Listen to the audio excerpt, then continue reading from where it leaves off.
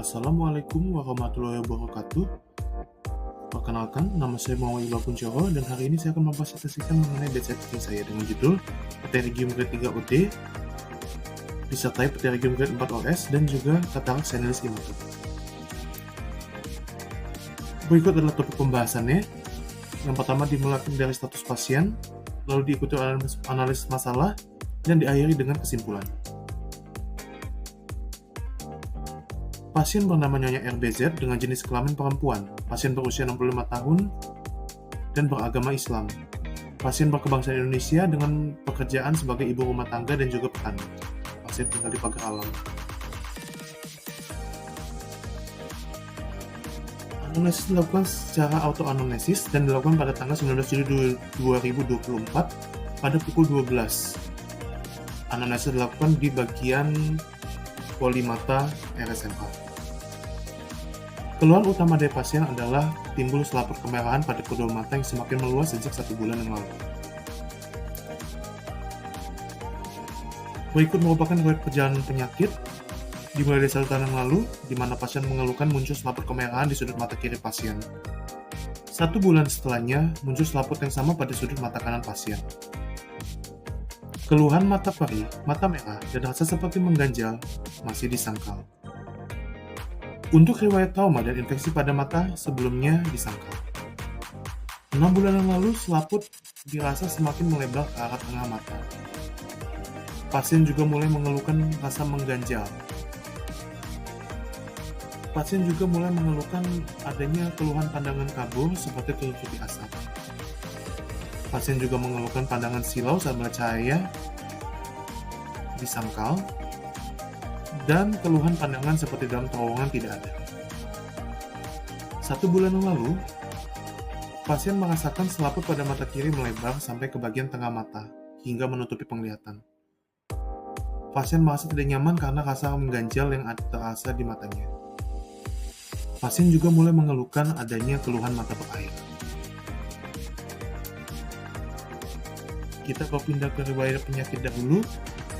Riwayat keluhan selaput kemerahan pada sebelumnya disangkal, riwayat trauma pada mata sebelumnya disangkal, riwayat hipertensi dan diabetes disangkal.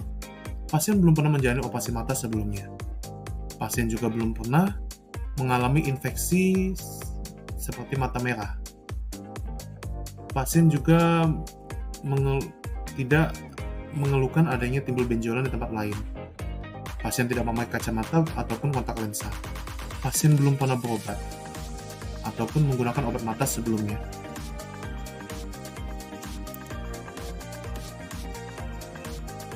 Untuk riwayat pengobatan obat tetes dan salep mata disangkal. Dan untuk riwayat penyakit keluarga, riwayat keluhan serupa pada keluarga juga disangkal. Berikut merupakan riwayat kebiasaan pasien. Pasien sering terpapar sinar matahari dalam jangka waktu yang lama, dan pasien tidak menggunakan kacamata hitam ataupun topi sebagai pelindung. Pasien tidak pernah mengucap matanya, dan pasien tidak pernah mencuci matanya dengan air keran. Kita berpindah ke status generalikus. Kesadaran umum pasien baik, kesadaran yang kompos mentis, dengan tekanan darah 117/88 mm air raksa, dengan laju pernapasan 20 kali per menit. Nadi terukur 80 kali per menit dengan isi reguler dan tegangan cukup. Suhu didapatkan 36,5 derajat Celcius dengan berat badan 38 kg dan tinggi badan 150 cm. IMT sebesar 16,45 dengan status gizi berupa underweight. Berikut ada status oftalmologikus dari pasien. Di mata kanan didapatkan visus 6/21 dan apabila dibantu dengan pinhole maka didapatkan 6/12. Lalu pada mata kiri didapatkan 3/60, pinhole negatif. Tekanan intraokular pasien masih baik, pada mata kanan 13,3 mm raksa dan pada mata kiri 13,5 mm raksa. Berikut merupakan gambaran dari mata pasien. Kedudukan bola mata ortovaria dan gerakan bola mata masih baik ke segala arah.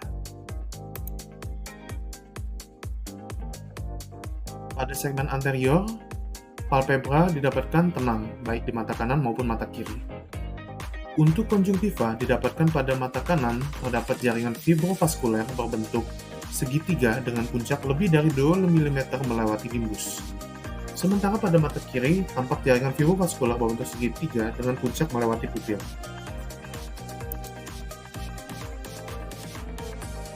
Berikut merupakan kornea. Pada kornea pasien, baik mata kanan maupun mata kiri didapatkan kornea yang jernih. BMD pasien juga masih sedang. Iris di kedua mata gambarannya baik. Pupil dalam batas normal, bulat, sentral, refleksi cahaya positif, dengan diameter 3 mm dan RAPD negatif. Akan tetapi ditemukan pada kedua mata pasien lensa yang keruh dengan shadow test positif pada keduanya. Sekarang kita berpindah ke segmen posterior, di mana ditemukan refleks fundus pada mata kanan maupun kiri. Refleks fundus didapatkan positif. Papil pada mata kanan didapatkan bulas, batas tegas, warna merah, dengan CD rasionya 0,3 dan AV rasionya 2:3. Akan tetapi pada mata kiri, papil sulit dinilai. Pada makula didapatkan refleks makul positif, dan pada retina didapatkan kontur pembuluh darah baik. Namun ini hanya ditemukan pada mata kanan. Pada mata kiri, segmen posterior selain refleks fundus sulit dinilai.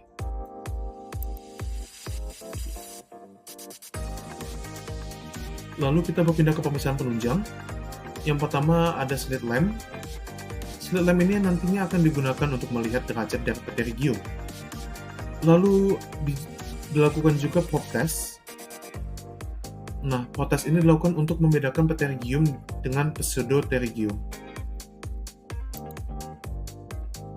Berikut merupakan diagnosis kerja dari pasien, yaitu pterygium nasalis grade 3 oculus dextra dan pterygium nasalis grade 4 oculus sinistra disertai katarak senis immature.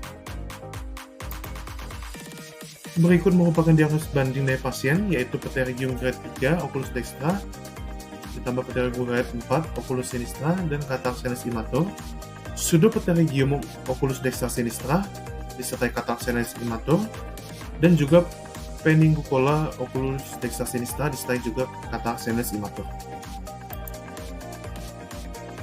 Berikut merupakan tata laksana yang dapat dilakukan pada pasien. Kita mulai dari non-farmakologi. Yang pertama adalah menjelaskan iritan penyakit kepada pasien, yaitu berupa debu, sinar matahari, sebagai contoh. Kita juga akan menganjurkan pasien untuk memakai kacamata hitam dan juga topi saat beraktivitas di luar, terutama dalam jangka waktu yang lama. Ingatkan kembali pasien untuk tidak mengusap mata pasien saat gatal ataupun perih.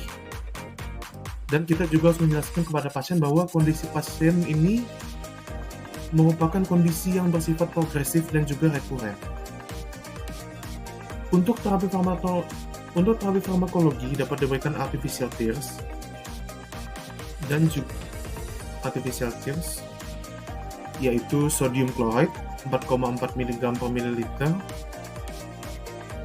dan potasium chloride 0,8 mg per ml diberikan secara tetes setiap 4 jam pada mata kanan dan kiri. Namun kita perlu edukasi pasien juga bahwa artificial tears ini hanya tidak menyembuhkan penyakit pasien, namun hanya meringankan gejala yang dialami oleh pasien. Berikut tata laksana pembedahan. Untuk pterygium dapat dilakukan operasi Bair sclera yang dikombinasikan dengan conjunctival autograft technique, dan untuk katarak dapat dilakukan operasi vasoemulsifikasi. Untuk prognosisnya, prognosis quoad vitam pada pasien ini adalah bonam, karena kasus ini bukan merupakan gawat daruratan dan tidak mengancam nyawa. Untuk quoad fungsional pasien ini adalah dubia ad bonam, karena pterygium sudah mengenai aksis visual, yaitu pupil. Untuk prognosis quoad sanasionalnya adalah dubia, dikarenakan penyakit ini masih dapat muncul kembali.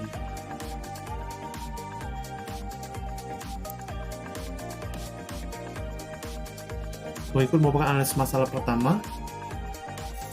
yaitu Nyonya R usia 65 tahun, sejak 1 tahun lalu muncul selaput kemerahan di sudut mata kiri pasien yang diikuti oleh muncul selaput yang sama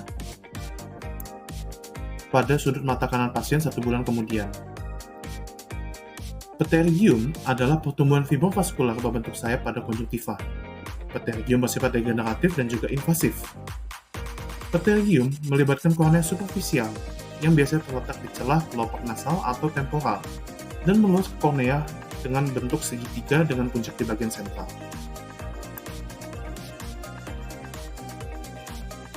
Lalu, analis masalah kedua, Nyonya RBZ bekerja sebagai seorang petani dan juga ibu rumah tangga. Namun saat di luar, Nyonya RBZ tidak pernah memakai alat pelindung seperti topi ataupun kacamata hitam. Jadi ini berkaitan dengan kasus karena pterygium ini dapat diakibatkan oleh iritasi kronis yang dapat diakibatkan oleh iritan-iritan seperti debu, cahaya matahari, dan juga udara panas. Prevalensi dari pterygium ini akan semakin tinggi pada daerah yang mendekati daerah khatulistiwa. Angka prevalensi juga akan lebih tinggi pada individu yang sering bekerja di luar. Adapun kemunculan pterygium dapat dijelaskan melalui mekanisme berikut ini, yaitu pajanan sinar UV yang akan meningkatkan produksi interleukin dan juga mutasi suppressor gen tumor P53. Akibatnya, dari kedua hal ini akan menimbulkan proliferasi abnormal dari epitel limbus yang nanti akan menimbulkan dari kondisi pterygium ini. Sekarang kita berpindah ke analis masalah ketiga, yaitu pada konjungtiva oculus dextra terdapat jaringan fibrovaskular dari area nasal berbentuk segitiga terbalik dengan puncak melewati limbus lebih dari 2 mm. Dan pada konjungtiva oculus sinistra terdapat jaringan fibrovaskular dari area nasal berbentuk segitiga terbalik dengan puncak melewati pupil. Jadi dari kasus ini dapat dilihat bahwa pterygium ini ada beberapa tingkatan. Berikut dapat dilihat, yaitu ada derajat 1, yaitu ketika jaringan fibrovaskular mencapai limbus, derajat 2 ketika jaringan fibrovaskular menutupi kornea sekitar 2 mm, derajat 3 ketika jaringan fibrovaskular mencapai tepi pupil, dan derajat 4 ketika jaringan fibrovaskular melebihi tepi pupil. Pada kasus ini, pterygium telah mencapai grade 3 pada mata kanan pasien dan telah mencapai grade 4 pada mata kiri pasien. Lalu kita berpindah ke analis masalah keempat, yaitu pada pemeriksaan oftalmologis didapatkan penurunan visus mata, yaitu pada mata kanan 6/12 dan mata kiri 6/7,5. Selain itu, pasien juga mengeluhkan pandangan yang kabur seperti berkabut, dan dari hasil pemeriksaan anterior mata kanan dan kiri ditemukan lensa keruh dengan hasil shadow test positif. Keluhan penurunan visus perlahan disertai pandangan berkabut dan lensa keruh ini merupakan salah satu tanda khas pada katarak. Usia pasien yang telah menginjak usia 65 tahun menandakan bahwa katarak tersebut telah dapat dikategorikan sebagai katarak senilis. Dan shadow test yang masih positif menandakan katarak masih bersifat imun.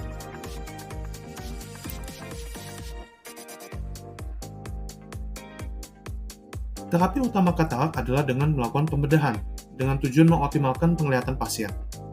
Adapun indikasi dari pembedahan katarak adalah penurunan tajam penglihatan dan mengganggu aktivitas. Terdapat juga indikasi medis dilakukan operasi katarak seperti glaukoma fakolitik dan glaukoma fokomorfik. Jenis-jenis pembedahan yang dapat dilakukan pada katarak diantaranya adalah EKIP, EKEK, SICS, dan juga fakoemulsifikasi. Perlu diingat bahwa pemberian vitamin C dan E hanya dapat melambangkan pembentukan katarak dan tidak bersifat menyembuhkan. Berikut merupakan kesimpulan. Nyonya RBZ mengalami pterygium grade 3 pada oculus dextra dan grade 4 pada oculus sinistra, disertai juga dengan katarak senilis imatur pada kedua mata. Terima kasih.